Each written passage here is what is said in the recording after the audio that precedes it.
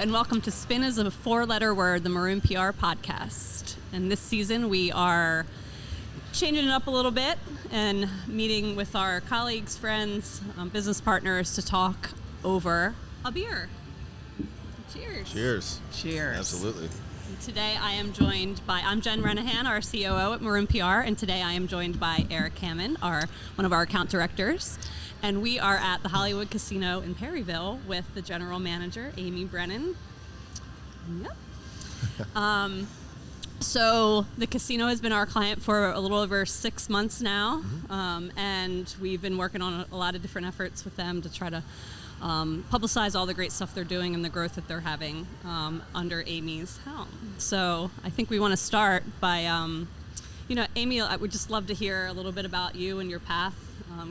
We've been in this business for a while, and at Maroon PR, we talk a lot about relationships and how important relationships are to business. They're super important to the public relations field itself, but really just in any personal business growth. And so we love to hear from our clients about kind of your path and how you became in this leadership position. Okay, great. Well, relationships are actually how I got into this business. Prior to being in the gaming business, I was in the banking business outside of Pittsburgh, Pennsylvania, which is where I'm from originally. Okay. And someone that I worked with in the banking industry ultimately moved to Arizona. Her mother-in-law was getting older, and she and her husband decided they wanted to be closer. And she started working in the gaming industry and recruited me in. So quite frankly, I would never have even considered. I had never been in a casino prior to starting to work with one. Wow. Never even stepped in foot? Never even stepped foot in one. Okay. So it was truly the relationships and how highly she spoke of the industry and how much she loved it, the excitement and the fast-paced that made me interested in the business. So that is actually how I got into the business, which was almost 25 years ago. I know. It doesn't seem likely based on my youthful appearance. You were 3? Yes. So I started, I worked for a different gaming company originally. Okay. And it was honestly through my relationships that started me moving. So I moved to Arizona from Pennsylvania and thought, this is it. This is where I'm going to spend the rest of my life. And I worked for an amazing general manager. She has been one of my mentors and one of the people I still am in touch with to this day. She moved to another property, and she recruited me to go to that property. It was in San Diego, so how horrible could that be? Yeah, absolutely. So I said yes. I loved the company and what it stood for, and I really liked her. And so again, through my relationships, I made another move, and that I never set out to work at 14 different properties in 10 different states, but over the course of the last 25 years, that has been my path, and it's truly been through relationships and mentors and opportunity above all that has allowed me to move from place to place. And while this is a giant business of gaming, it is actually rather small when it comes to the relationship side of it. So it's rare that you can mention any casino and I won't know at least one person that works there through all of my moves. Yeah.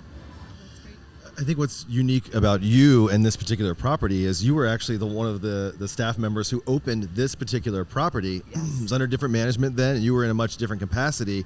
Now you're back as the lead. You are the general manager here. Talk about relationships and how that was maintained throughout, because obviously if you would burn some bridges with some people, they come back, oh, Amy's going to be in charge. No, really. But that's not the case. Everyone smiles when they see you here. Everyone engages with you. So talk about that as you work your way up the ladder and around a company, how you maintain those relationships in the future. So I once had one of my leaders say to me, and I was getting ready to transfer to another property, and by the way, it was in December. It was between Christmas and New Year's, which is one of our busiest weeks of the year, when everyone else is off work. They're in our businesses, nights and weekends and holidays. But he said to me, I have never seen anybody in my life work harder on their way out than you. And so I think that speaks to who I am. I am 100% give it all or give it none. And I'm not capable of giving it none. So I am a give it all type of person. And I think that I work my last day as if it's my first day. And I think that's just who I am and how I'm built and shows you my values. But yes, I did open this property as the HR leader. I mean, it was a Penn property at the time, then switched ownership and now is now returned back to the Penn family. And so I think I have managed to be the same person on day one as day, I don't know what 7 years is, 2100, I guess. Yeah. That's the longest I was at a property, was almost 7 years, but have continued to maintain those relationships. And experts, if one of my new leaders says I have an answer and I don't know who to reach out to, I will absolutely give an introduction to somebody in that same role at another property and provide them with lifelines across the business, not just with Penn, but other great leaders that I've valued and worked with along the way. So you're coming up on 1 year Yes. as the general manager here at the casino. What has kind of been your proudest moment so far in the last year? Wow, my proudest moment. I think my proudest moment honestly speaks to our last point, and before I even started. So as soon as you know who the new leader is coming in, everyone starts making phone calls to all those people I know all over the U.S. And someone that I have never worked with, when I was introduced to them on day one, said, "I've heard so many positive things about you by someone I really respect." And so welcome.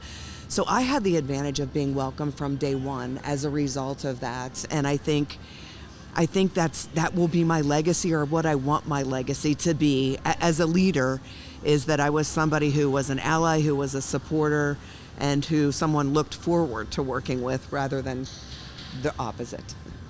As part of some of the video production work that we've done with you, we've done marketing, we've done public relations, we've done all kinds of things. We talked to a lot of the employees as far as human resources testimonials, and they were giving us their honest opinion about things, and everyone talked about top down in the organization, how they could go to anyone. And again, relationships, right? How do you maintain that on a daily basis or a weekly basis as a culture here, that we see you talking to other executives here, but we also see you talking to anyone? It's their first day, they've started, they're in an entry-level role. People genuinely, they aren't just saying that, genuinely love working here, and they're excited to work here. That's hard to find at a job, right? So how do you maintain that, I guess, the relationships between, and the comfort level between every level throughout the staff? Well, I think first and foremost, as I think about the executive team, and as I think about what qualities that Penn Entertainment looks for in an executive team, is authenticity.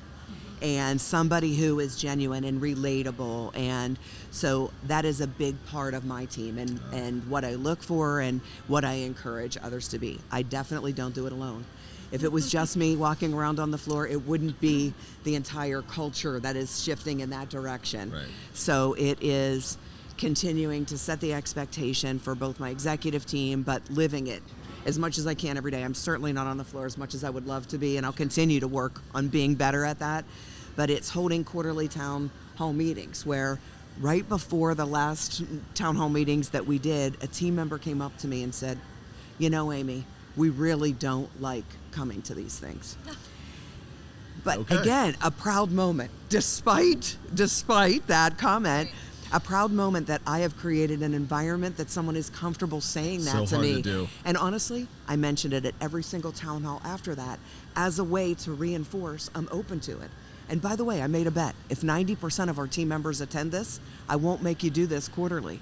We did not hit 90, so quarterly it still becomes. Still coming along. Yeah, exactly. But again, it's leadership. It's talking about what's important. It's reinforcing the behaviors that are important to our team members. Sure. Yeah. Open door policy is hard to, like you said, be authentic with. We have that at Maroon, which is great. We can genuinely walk into Jen's office or Matt's office or John's office at any point.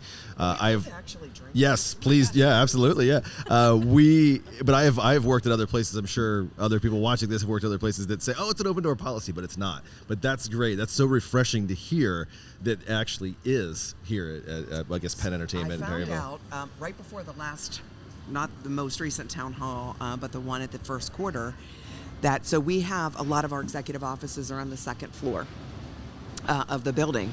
And there are key fobs everywhere because it's security and guests can accidentally wander behind the back of house, as we call it. Yeah. So we have a key fob that gains entry. I found out that our team members, their key fobs did not work to the second floor where my office is. And I've been saying to team members, come on up. Right. Come on up. And I found out you can't. Access denied. So again, that was my primary message last town hall was, as of today, you all have access to come up there. So it's not just saying it. It's making sure that all the things are in place that you can actually live that. Love that. Yeah. So we're here with Amy Brennan, the general manager of Hollywood Casino in Perryville. Switching gears a little bit, Amy, let's talk about kind of how you've seen the gaming and casino industry evolve since you started. Oh my God. A little while ago. Yes, a little while ago. Yeah, can you talk a little bit about that and then how you've kind of had to evolve with the industry and any insight you have there? Yes. So when I started in the gaming industry, we still put coins in and out of the machine. The coins are gone. They were incredibly heavy, a lot of back injuries. None of the machines here take coins anymore? No. Oh, okay. No coins. Tickets come out. You can put paper money in, but tickets come out. So cashless, cardless, contactless. Yeah. Absolutely. So I think the positive of that is truly it was a cumbersome, difficult job. I mean, literally 25, 50-pound bags of coins had to be lugged out to machines. Those hoppers got jammed all the time. It caused a lot of mechanical function to fail. So I think that has just made it faster, which is what our guests want. Yeah. They just want to come and have fun, and they don't want the hassle of that. I think that the kiosks, so we have kiosks on the floor, and you can do a variety of things with your kiosk. You can show your player's card, and it'll tell you what offers and promotions you have on, but we can also use it for fun games for our players to play as well. Before, you used to have to go see a person and do something in order to make that happen. I think the tickets alone have created less lines at the cage. So I'm not standing there with my 4 buckets of coins waiting for you to put it in the machine in the cage that also jammed up all the time, by the way. So everything has become more efficient for our players. So I definitely think that's one of the big change. Better guest experience. Better guest experience and team member experience too, by the way, on both sides of that. Right. On both sides of that. So that's one way technology has truly helped. And I think just the legalization of other things. So this property alone, open slots only, table games wasn't legal. It became legal. And then fast forward another 10 years and sports betting became legal in the state. And so we started with a physical sports book because online wasn't legal at the time. Then online became legal. And so what's next? There's a lot next. Our company has developed software that you don't need any cash in your hands to be at the machine. So we're working on that in the state of Maryland. But at some point, and you can do this in Pennsylvania, I can load money onto a separate app on my phone, hold my phone up to the slot machine and load money right on the machine, and then unload money back to my own personal account. And be able to be completely cashless. So that's also what the future holds. How are you guys kind of managing the balance of bringing people into the casino with the rise of online gaming and online betting? Have you seen any challenges with that?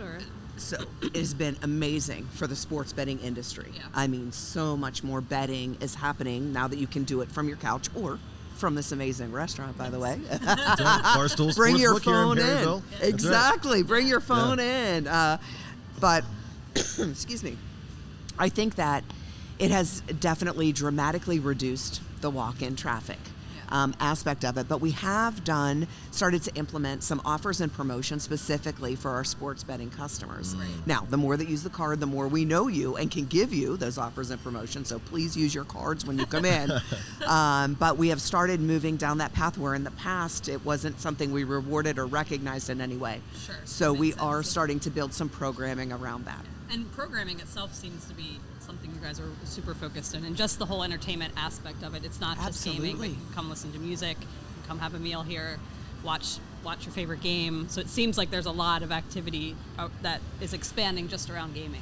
Absolutely. We're a full entertainment experience. So what started as a slot house, you can do a whole lot more things other than play slots here. Good point, yeah. And I think it's interesting too, again, all about relationships. So business relationships. So you've grown from Hollywood Casino here in Perryville to have Barstool Sportsbook wagering counter over there on the other side of the building where we are right now. And this is Barstool Sportsbook restaurant that we're in right now. In the restaurant, you can be under 21 and be in here. You can be with an adult, please. Right, with an adult. So you can be in here, and the wagering is kept separate. So that's nice that families can come in. There aren't many. I don't know a lot about the other casinos, but I think that's a unique thing. But also, you have a new neighbor just a few feet away in Great Wolf Lodge, which I believe is the biggest Great Wolf Lodge in the country at this time of this to date. recording. Yeah. How does that work with developing a relationship? You guys are a franchise, part of a national company, creating a relationship with another national company that has a local footprint. So it absolutely started with an introduction to Nadine Miracle, who is the general manager there. Right. She has been here since early fall, and she and I have met regularly over the course of time. We think there are opportunities that we can benefit each other, whether it's for the customers or for the team members, can enjoy. It can be a reciprocal relationship. So she has been an absolute joy and pleasure to work with. We're talking about how we can incorporate it into our marketing efforts, but also from a team member perspective. Their team members need things to do after work as well. And so how do we appeal to them, and how do we offer something special that says, hey, I might want to stop there on my way home. So we're still forming what that relationship looks like, but I think it's critical. This town is so excited about Great Wolf, the same level of excitement as when we opened the casino. It's the next, largest thing to happen in Perryville. So we're working very hard on maintaining that relationship. And even though we're different audiences, we're adults and there are more children focused, there are ways that we can share that relationship. That's such a good point too. We've been so focused on customers for you guys. For you to think about the team members as well. They think they're hiring 800 team members, something around that number. So that's a potential 800 new customers that could come right over. And you're open 24/7, so that makes a big difference as well. Absolutely. Yeah, that's great. So what's next? So you guys just opened the sports book. We talked a little bit about the technology coming on. What's the next big thing? I know, not to cut you off here, but we've been talking to Jen Bryson, who's marketing director that we work with mostly, about trying to kind of bring in events, right? You have this big, huge parking lot. So, that, again, back to the whole entertainment experience. I know that's something coming on, but what's the next big thing for you guys? So we are definitely starting to think about entertainment. It's become something that's incredibly valuable at some of our sister properties at PNRC and at Charlestown in West Virginia. I mean, they are doing some amazing things with entertainment. And so we think there's a place for us in that entertainment venue as well. We haven't quite worked out the details, and we're so weather dependent on outdoor activities. We're a little afraid to pull the trigger on that. But we are exploring a lot of different things. We've done some unique things in here as well. We have a magician coming soon. Yes. Excellent. We've had bands. We've had drag brunches, which was amazing and incredibly fun and entertaining. But we're trying to appeal to a whole bunch of different customers and demographics for sure. We are talking about moving the floor around a little bit. So everything was just sort of put where it was convenient and easy at the time. But it's not necessarily where we would, if we had a perfect world, where we would want to put everything. And so we are definitely looking at moving some things around, and there is a huge variety of primarily table games that are Asian themed. That is not a world we've ventured into yet. I see. And there is a huge audience everywhere to play the games of all different demographics. But so it requires a different skill set from a dealer perspective, different tables, etc. Oh, So okay. we are looking into how do we get into that world, a world that we haven't yet experienced as well. And then how do we have maybe some food that complements that. I think we're still refining the restaurant and the menus here, and restaurants never stay the same. Right. But It's we a great also, beer selection. it is a Very great beer good. selection. We also have a quick serve, and we keep thinking, what do we want to do? Do we want it to be like, it's a little bit like Barstool right now because we Right. opened it before we had a restaurant, and we thought, do we want it to complement the restaurant, or do we want it to be completely different? So we're just thinking about a whole bunch of different things. The sky's the limit. I am a think big, and then let's worry about how to get there, Got it. and forget about all the obstacles in the way. Let's think about if it was a perfect world, and then what can we do now? Yeah. Love that. That's great. Last question from me, kind of around this concept, sitting around, having a beer, having a meal, and back to what you said about, this really being truly an entertainment venue. Coming out of the pandemic, I think we're starting to see how much people really value that type of experience, right? So can you talk about a little bit how you're working with the community and just making yourselves known and present, that you aren't just come here and play slots or come here and gamble, and really what that means to a community of having these types of places? So I think we definitely try to be a presence at all events. So just sending a check is not the same as Right. showing up. Right. And so it's important Yeah. to us that we are participating in the things that are important to the community, that we are good neighbors and partners with Great Wolf Lodge and other businesses as well. I think that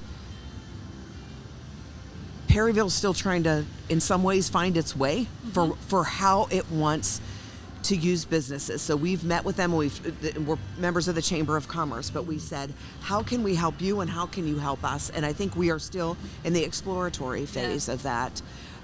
We don't have the ability to expand our building without a really big project. So how can we use some of the resources and amenities in the community and local communities to offer VIP experiences for our guests? So we're exploring that as well.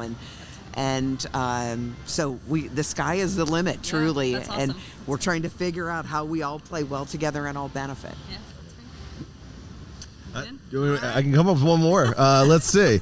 No, that's a really good point. I think when you were talking about Perryville trying to find itself, this is, I think, a unique community within Cecil County, Maryland, where we are right now, that Perryville's mainly warehouses, right, and distribution centers and that type of thing. There was recently a moratorium put on it because they were building so many and they're trying to build other things. The Aberdeen Ironbirds are here, Ripken Baseball. So trying to connect with those businesses is great. I know you guys have looked at some of the others, a local brewery that you're trying to make a connection with as well. And that, I find that really interesting how the Penn Entertainment properties do that. They really embed themselves in the communities that they're in. It's not just, well, we're just here because that seems to be strategic for our business, but actually creating those, again, relationships with everything you do. And it's so important to support those local communities. Absolutely. And I think one of the things that sets Penn Entertainment apart from other gaming companies is the entrepreneurial spirit that they allow the leaders to have. There's not a, here's your program and it's going to be dictated by corporate. We have some support and we have a way to share best demonstrated practices. But they really allow us to be who we are and be what we need to be in the communities in which we operate and what our team members need and what our customers need. And so that's one thing I love about this company. We definitely see that because we also work with the Charlestown location in addition to you guys, and we do, we have flexibilities and we bring ideas and programs that might be better for that venue versus this venue, and everyone's always open to those suggestions and ideas. So that's, it's fantastic. Well, Amy, this has been great. We really love being your partner, and we think you guys are doing some really great things up here, and appreciate you spending a few minutes with us over a beer. Yes. I definitely drank more. Catch up here. Cheers. Thank you for watching and listening to Spin is a Four-Letter Word. Let's Have a Beer edition. We'll see you next time. Thanks for listening to Spin is a Four-Letter Word. If you like what you hear today, please subscribe. Send us your feedback too. We want this to be interesting for everybody. And give us a follow @MaroonPR on Twitter and LinkedIn.